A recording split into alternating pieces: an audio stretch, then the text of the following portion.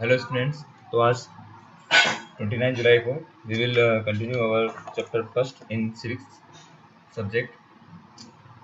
तो हम पढ़ रहे थे democracy in our contemporary world.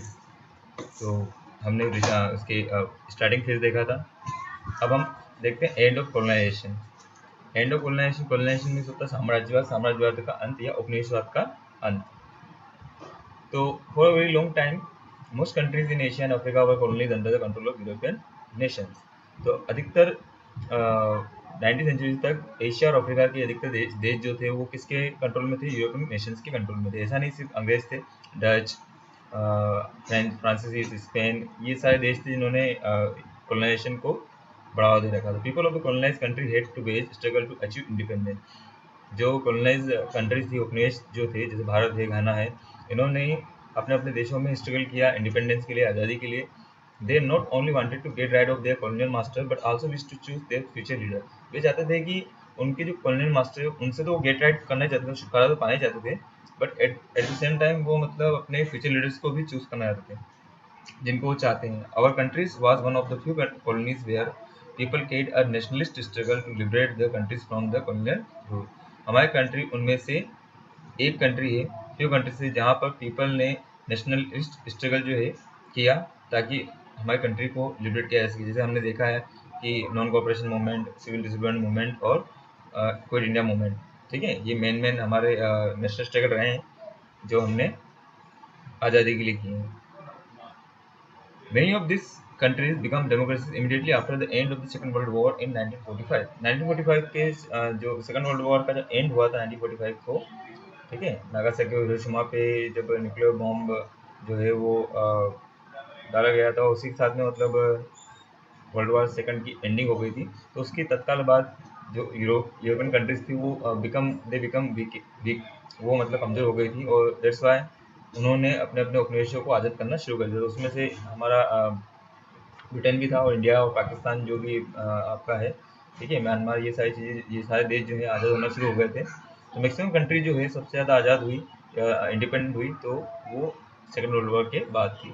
India achieve independence in 1947। India ने अपनी आज़ादी जो है 1947 में प्राप्त की, and embarked on its journey to transform itself from a subject country to a democracy. और अपने आप को इसने मतलब चेंज किया एक सब्जेक्ट कंट्री से डेमोक्रेसी में, यानी कि ऐसी कंट्री से जिसके ऊपर किसी का शासन था पहले, और आज हम मतलब रिपब्लिक कंट्री है।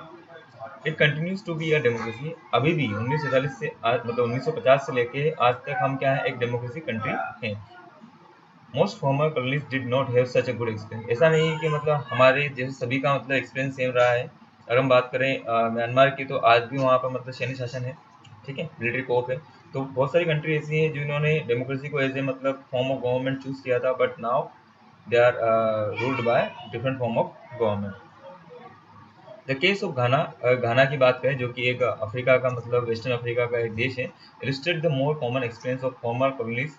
ठीक है, Ghana used to be a British colony named Gold Coast. Ghana को पहले किस नाम से जाना जाता था? गोल्ड कोस्ट के नाम से जाना जाता था। ये क्वेश्चन पूछा जाता है, ठीक है, गोल्ड कोस्ट का पुराना नाम है तो घाना का नाम है, ठीक है। ये ब्रिटिश कॉलोनीज हुआ करता था पहले। इट बिकम इंडिपेंडेंट इन 1957, यानी कि हमारे आज़ादी के 10 साल बाद इसकी आज़ादी हुई थी। It was among the first countries in Africa to gain independence. Africa में आज़ादी प्राप्त करने वाले देशों में ये पहले देशों में से एक था। It inspire other African countries to struggle for freedom.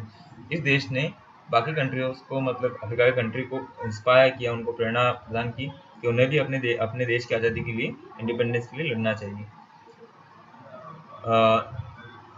क्वामे इनक्रुमा, ये सन ऑफ गोल्ड स्मिथ, ये सुनार के पुत्र थे, बेटे थे, ठीक है, और हिमसेल्फ अ टीचर, और ये खुद भी एक टीचर थे। Was active in the independence struggle of his country. Ghana के इंडिपेंडेंस स्ट्रगल में इन्होंने बहुत ही सक्रिय रूप से भाग लिया था। After independence Nkrumah became the first prime minister and then the president of Ghana. आज़ादी के बाद में ये पहले प्राइम मिनिस्टर बने, और बाद में ये प्रेसिडेंट बने, घाना के राष्ट्रपति। He was a friend of Jawaharlal Nehru and an inspiration for Democrats in Africa. Jawaharlal Nehru जो हमारे फर्स्ट प्राइम मिनिस्टर थे, फॉर्मर प्राइम मिनिस्टर, तो उनके ये फ्रेंड भी रहे हैं। और अफ्रीकन कंट्रीज के लिए इंस्पिरेशन रहे हैं, बट अनलाइक नेहरू, वह नेहरू के उलट he got himself elected president for life. Nehru ने जो पंडित जवाहरलाल नेहरू जो थे हमारे प्रथम प्राइम मिनिस्टर, उनका अगर हम देखें तो 1947 में वो प्रधानमंत्री बने और 1964 में उनकी डेथ हो गई थी।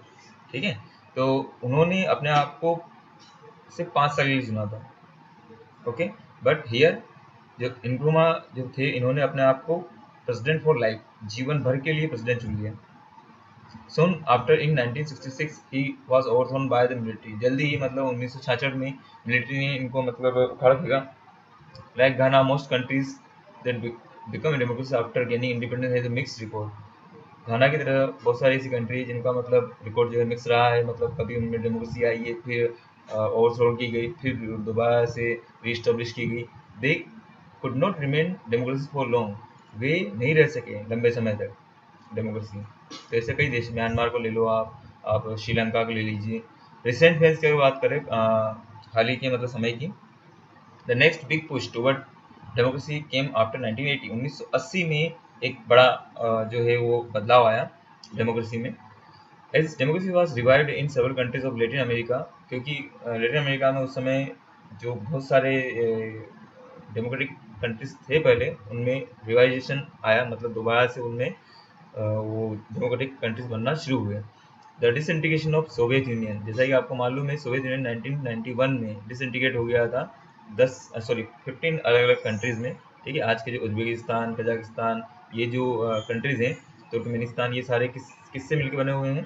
उस समय के यूएसएसआर से। ठीक है, from the story of Poland we know that the Soviet Union control many of its neighbouring communist countries in Eastern Europe. उस समय हमने जो पोलैंड के बारे में पढ़ा था, देखा था कि जो रशिया है या सोवियत यूनियन है, वो कंट्रोल करता था ईस्टर्न यूरोप के अधिकतर देशों को, जहाँ पर कम्युनिस्ट सरकारें हुआ करती थी।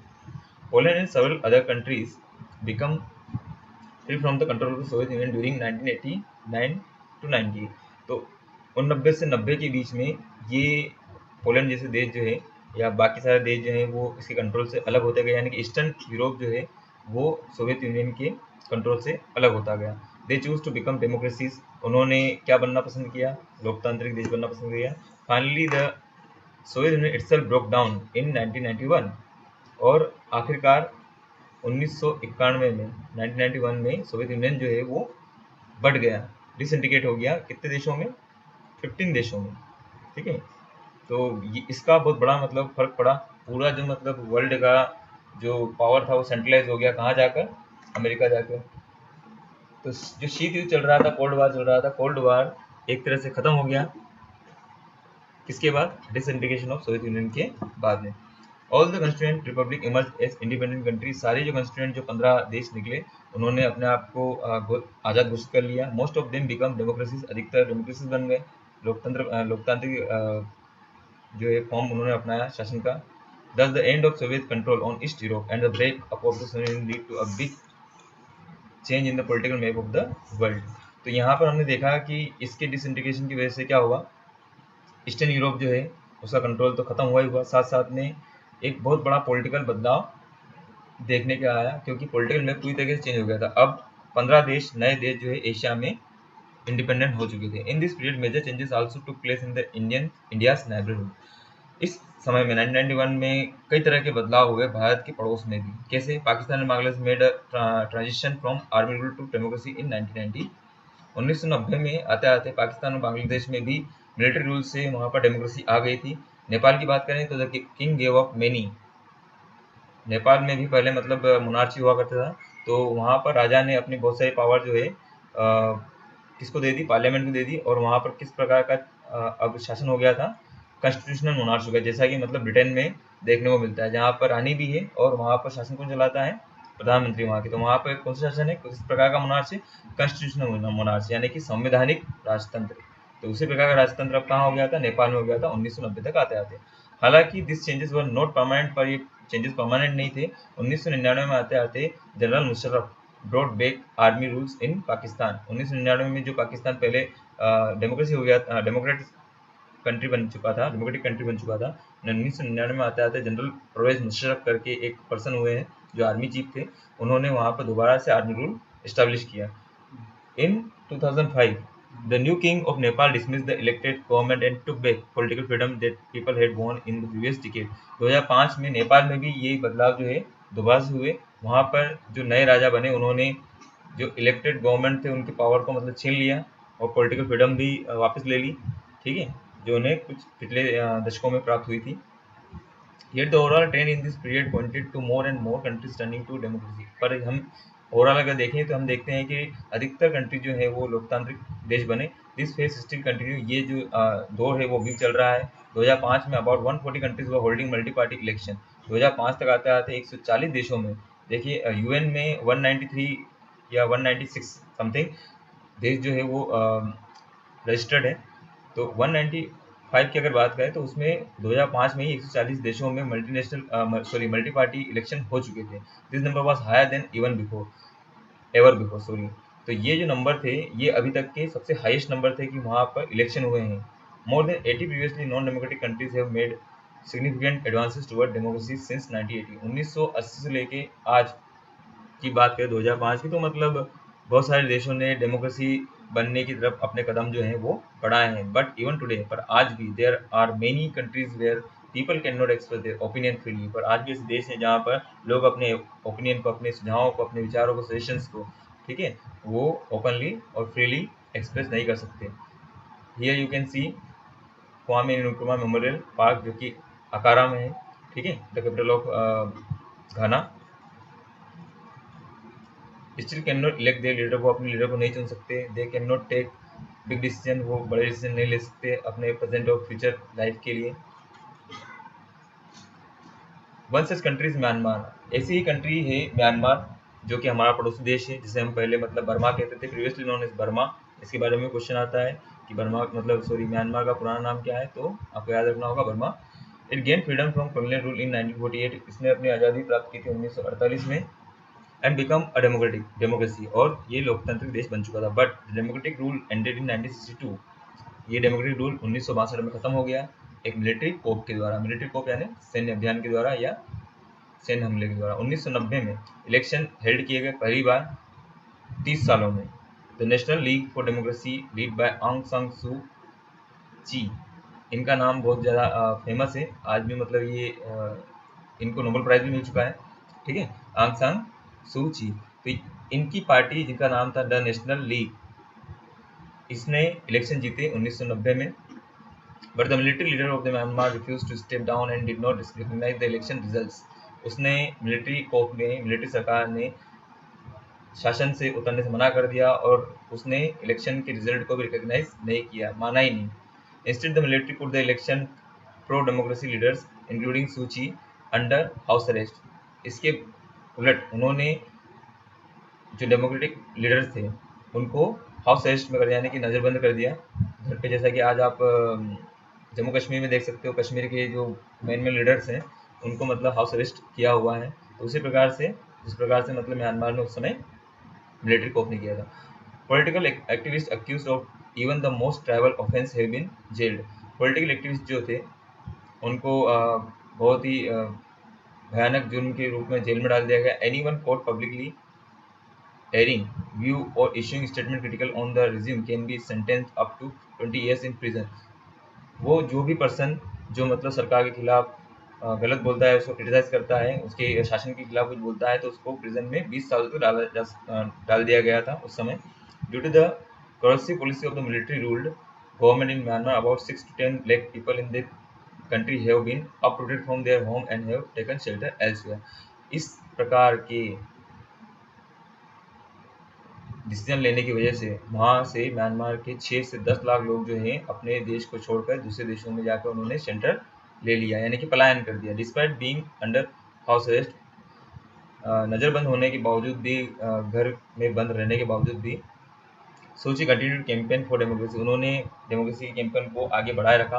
उनके हिसाब से वो कहती हैं the quest for democracy in Burma is the struggle of the people to live whole meaningful lives as free and equal members of the world community. मतलब जो प्रश्न है डेमोक्रेसी का बर्मा में, वो लोगों का स्ट्रगल है उनके पूरे जीवन का, उनके जीवन के लिए जो आज़ादी है उसके लिए, equal member of world community. Her struggle has won international recognition. उनका जो स्ट्रगल है, संघर्ष, उसने वैश्विक मतलब रिकॉग्निशन प्राप्त किया और उन्हें नोबेल पीस प्राइज भी मिला। फिर भी अभी भी म्यांमार के जो लोग हैं वो आज भी अपनी आज़ादी के लिए स्ट्रगल कर रहे हैं। That's for all today. Tomorrow we will continue this chapter. Thanks.